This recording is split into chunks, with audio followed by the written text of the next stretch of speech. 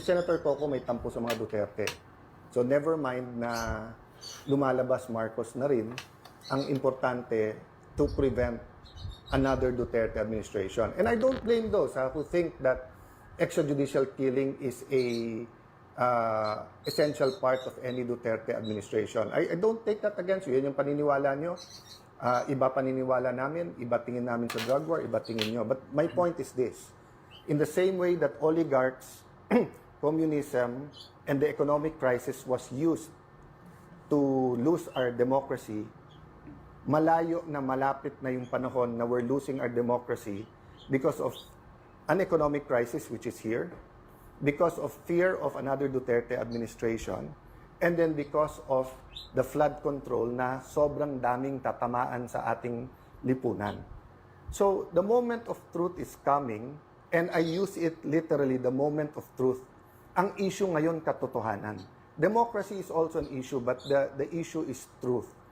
Do you want a Senate that will cover up the truth? So, pinipilit ni Senator Erwin Tulfo na mag-hearing sa Monday, even if we know that yung na bogus, peke, hindi totoo yung kanilang session, so hindi rin totoo na acting Senate President si Win Gatchalian, at hindi rin siya totoong chairman ng Blue Ribbon Committee. Sabi sa akin ng media nung Thursday, Sir, anong ebidensya mo na ang Malacanang ay involved? Well, aside from sino pa ba pwede magpadala ng NBI ng 2 araw kung hindi Malacanang? Yung saan ba nag-meeting yung 11, hindi ba sa Malacanang din? O, but pangatlo, anong sabi nilang ebidensya? Ano sabi ni, di ba ang isda sa bibig talaga nahuhuli? Ano sabi ni former Senate President Tito Soto? Ang naniniwala na kami ang majority at si Senator Win ang acting Senate President ay Malacanang House of Representatives. Ikaw na nagsabi, Malacanang, kasama sa plano eh. Yun din ang sinabi ni Senator Win. Para walang gulo sa bangko, sa mga empleyado, tanong natin sa civil service. So, yun po ang sinasabi kong, guys, kung mahal nyo si Senator Win, huwag nyo sirain yung kanyang future. Saan ka nakakita ng Senate President, unang gagawin, imbitahin yung SILG, yung Secretary of Interior and Local Government para ayusin yung peace and order sa Senate. May sarili tayong USAA, may contingent tayo ng Marines PNP, may PNP sa labas. Pag kulang yon, you can request the PNP. Hindi mo pinapapunta yung SILG mismo. Ngayon naman, ang magde-decide kung sinong Senate President, hindi rules natin, hindi konstitusyon natin, civil service. Sino ba nag-appoint ng Civil Service Commission? Malacanang din, di ba? So, napakahirap po. But I'll offer you a solution, Senator Win. Mag-meeting tayo, may naiisip akong solusyon. Mahirap umanap tayo ng solusyon kung sino ang tunay na Senate President kasi yung 3 libro na hawak ko ay nagsasabing yung legitimate Senate President, yung nahalal nung 13. No? By the way, guys, let me go to that muna na mabilis. Ito. Sabi po sa Philippine Constitution, hindi lang to sa rules, sa Philippine Constitution, nakalagay po dito, the Senate shall elect its President and the House of Representatives its Speaker by a majority vote of all its members. Of all its members. Iba po yon sa sinasabi dito, a majority of each House shall constitute a quorum to do business, but a smaller number may adjourn from day to day. So yung a majority of each house and a majority of all its members, magkaiba yon. At sinasabi din dito po na meron po kasi dito yung about each house being able to pass its own rules, no?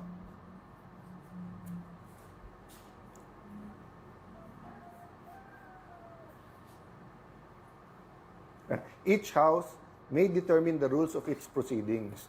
So kung titingnan mo ang rules natin, yung officers po, yung secretary, yung sergeant at arms, Senate President pro tempore at Senate President, 13 ang kailangan.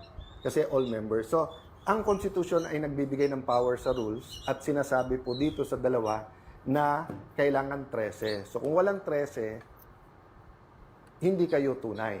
Going back to yung hearing ni Senator Erwin, the 12 might want to rein him in even during martial law, even during the abuse of arrest, kaliwat kanan at yung mga torture. Wala pong high official na nagsabing, kwekwelyuhan ko yan, ako mismo arrestuhin ko yan, etc. So, it's incredible that you'll have a human being speaking like that. Kaya sa sulat ni former Congressman Michael Defensor, dapat ang sagot namin ay simpleng umattend kayo sa legitimate na Blue Ribbon Committee dahil yun ang may legal protection.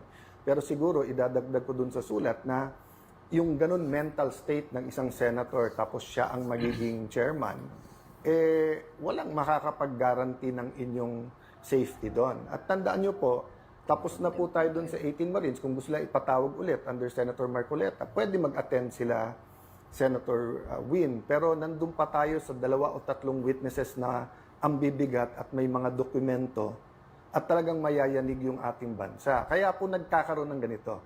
Ang problema po, kaya sinabi kong malapit malayo, every time that the truth is about to come out, wini-weaken yung institutions. Winiken po ang House of Representatives, winiken po ang Senate.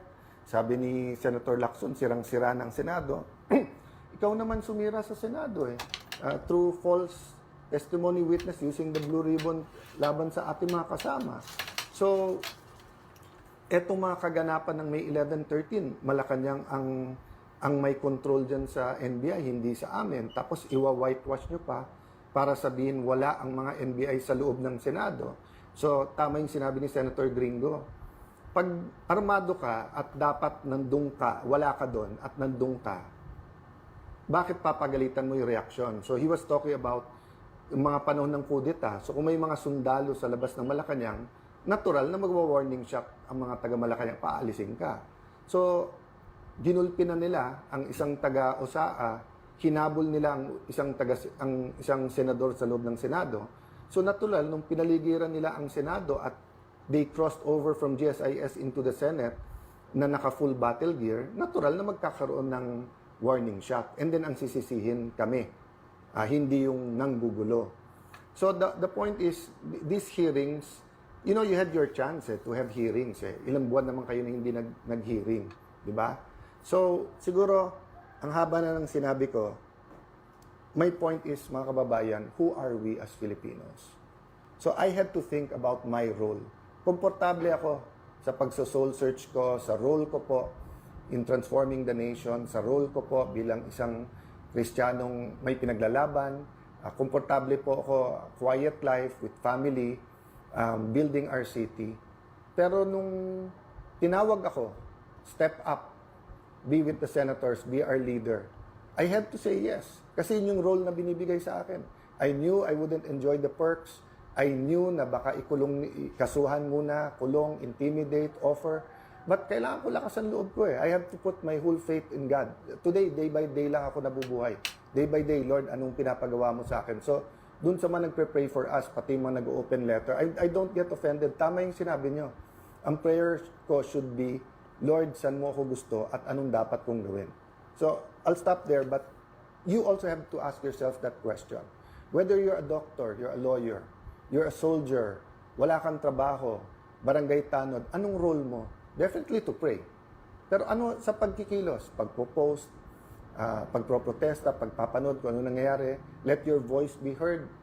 Yung IBP, ngayon, nagsasalita pa isa-isa yung mga abogado. I mean, ang daming issues sa quorum, etc. But in electing the officers, kahit basta't marunong magbasa, majority of all the members, diba? Kaya nga sabi ng Malacanang, nire-review pa nila Constitution. Ang problema, they're bending the law and they're bending the Constitution, which is weakening institutions. At kaya nga tayo napunta sa diktatorya during that time. So in one sense, malapit na tayo because we keep trying to hide the truth. Okay, ulitin ko In one sense, malapit na po tayo kasi ilang institusyon na ang binaboy natin Nandun na tayo sa Senado And then, lahat ginagawa, hindi lumabas yung totoo. In the other sense, malayo pa. Kasi wala pa namang official declaration, etc., etc. Pero nagsusimula na Basta't ikaw ay kalaban, actually matagal na nagsimula yun, basta't ikaw kalaban ay kulong ka. Pero bailable yun Ngayon yung non-bailable na ginagawa. At ang masama, dati, lumalaban yung institusyon. So, nung pinadlock ang Senado, nagkaisa lahat ng senador, at least more or less, no, na huwag nyo ipadlock yung Senado. Ngayon kasi, kapwa senador pa ang kumakampi sa Malacanang. Diba? That's why, hindi ko na sinasagot isa-isa eh. Kasi nga, team cover up between team ilabas yung totoo. Team independent versus yung team na ang Senado dapat kontrolado ng Malacanang. O sasabihin na, di, kasi kay Tito Soto or kay Win Gatchalian, maayos yung Senate. Maayos nga yung Senate kasi hindi nyo nilalabas yung totoo, tapos nandun kayo sa ilalim ng Malacanang. So, I continue to offer Malacanang a partnership, but check and balances tayo, no? So, in his life to fight for freedom and democracy. And then magpapagamit kayo sa Malacanang. Obstruction of justice. Sinabi na nung NBI, walang warrant na binigay sa amin. Sinabi na ng PNP at SILG, pumunta sila doon, hindi para arestuhin dahil wala pa namang warrant. So, paano naging obstruction of justice at paano pinatakas si Bato kung wala namang warrant? So, let me address myself to Pico D and the other Aquinos, even to Senator Bam, no? Ang legacy nyo, democracy. Then Marcos na rin. So, no problem. Legacy din nila is against extrajudicial killings. O yung ipaglaban nyo yun. Legacy din ng mga Aquino is to sacrifice for the nation. So, if your sacrifice is fighting the Dutertes, okay yun. Pero okay sa inyo babuhin yung Senado. Okay sa inyo wag ilabas yung totoo sa flood control. Di ba, kaya nga, laban eh. Laban yung laban. Hiramin ko muna. Kasi hindi nyo ginagamit eh. Di ba?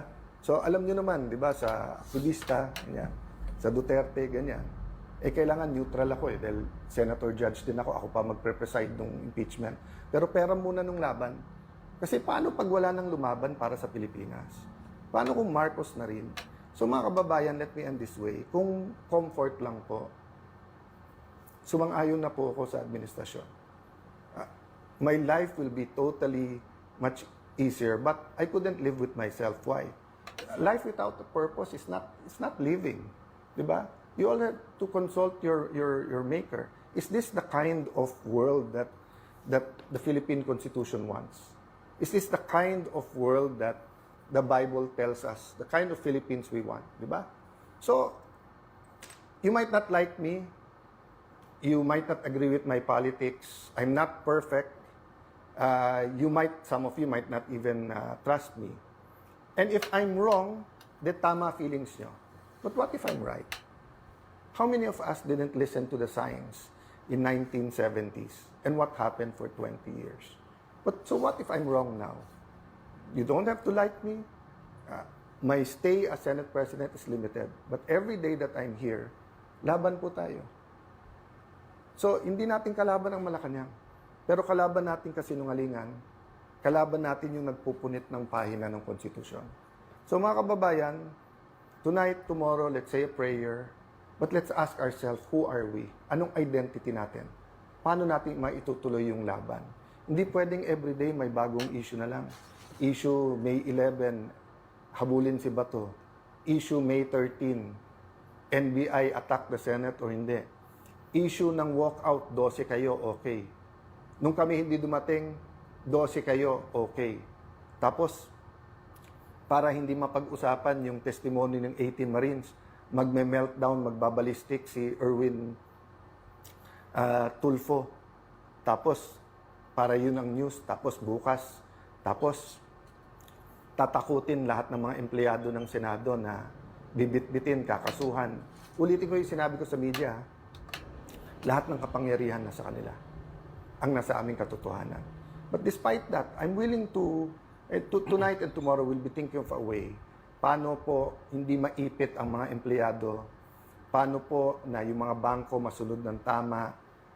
Anong tamang legal remedies natin? On that aspect, we can talk and find a way.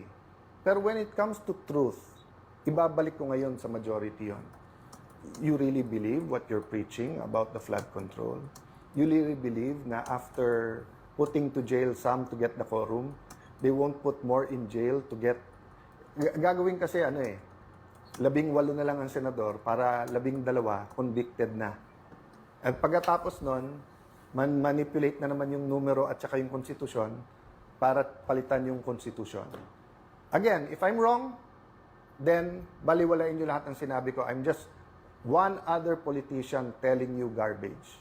But if I'm correct, and I hope that I am not correct, then we have to put faith into our actions.